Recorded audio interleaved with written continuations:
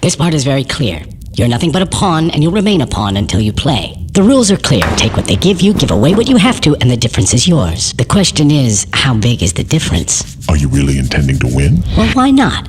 There are lots like me, and we're the actual players. Because on one side of us are the real cattle who let TV do the thinking for them, while on the other is power who believe that we are shit and feeble-minded cattle.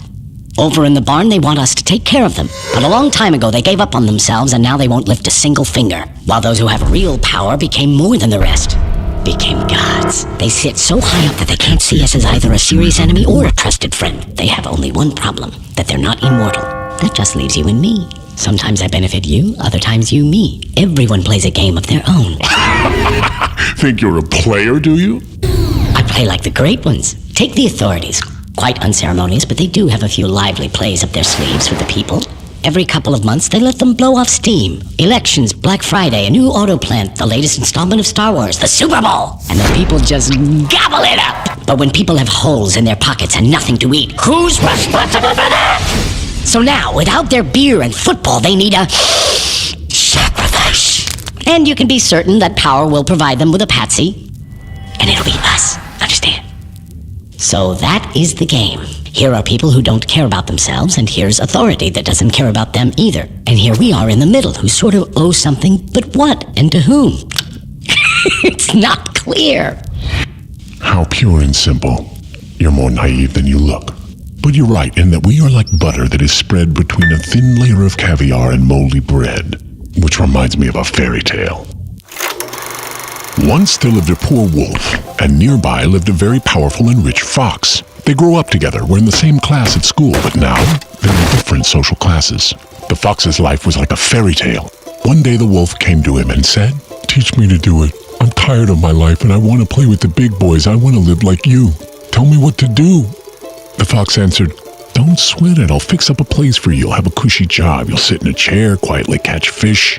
By the rules. Don't fuss. Take a lot here, a little there. Anything will do." So the wolf nervously looked around and saw that everyone was doing the same thing. And soon, it was all working. He caught big fish and little ones. One day, the fox came to get his share of fish, but the wolf said to him, "Sorry, brother, this fish is stuck to my tail." So the fox went and unstuck it. He cut the wolf's tail off and unstuck the fish. Good thing the wolf wasn't using his for bait. That's what happens when you play by someone else's rules. Why are you telling me your tale's here? If you're so smart, then maybe you know a way out. The way out, my colleague, is through the entrance. It's time to get out of this game. Look, yeah, we have money, and what good does it do? There is nothing for us to do in this country. The number of alcoholics and morons is larger than the whole population. It's all polluted, education doesn't exist, and that new auto plant? It's not real. There's no other way than to leave and wipe this nightmare from our brains. To leave? And who's going to let you do this? You'll never forget this nightmare because it won't ever let you wake up. We do have money, but whose money is it? Is it yours, really? Can you actually spend it? Or offshore it? Can you legalize it? Give it to your children? Don't lie to yourself. Don't be like the others. You're in a trap, and the trap will only open its jaws once you are good and deceased.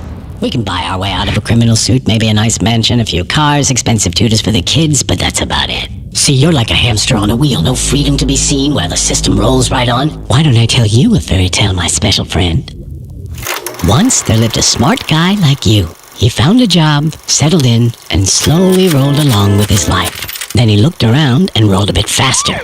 He was allocated a budget and he administered it wisely, and by the rules, he got his cut. You know what I mean? Why would you ever build a fence for $1 million when it can be done for so much more?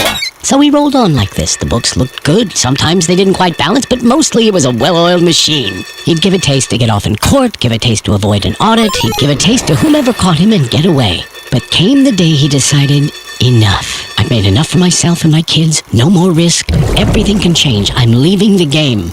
Quietly. I need to move my money out and leave. I got away from Grandma. I got away from Grandpa. I got away from the traffic cop, the prosecutor, and the tax police. And I can get away from you, Mr. Fox. And what? What? Just letting him go would have been a total loss for the fox. Nobody leaves. The fox hates feisty people. To those who want to leave, he gives a very tough time. Bounces them from the tax police to the DA to court, bleeds them dry, and tosses them in jail.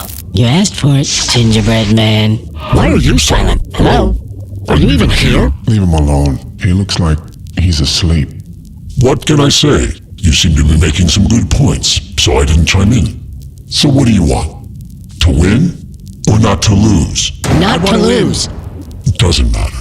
How is it possible to win or lose in a game where the rules are constantly changing but are never changed by you? I want to tell you a story too.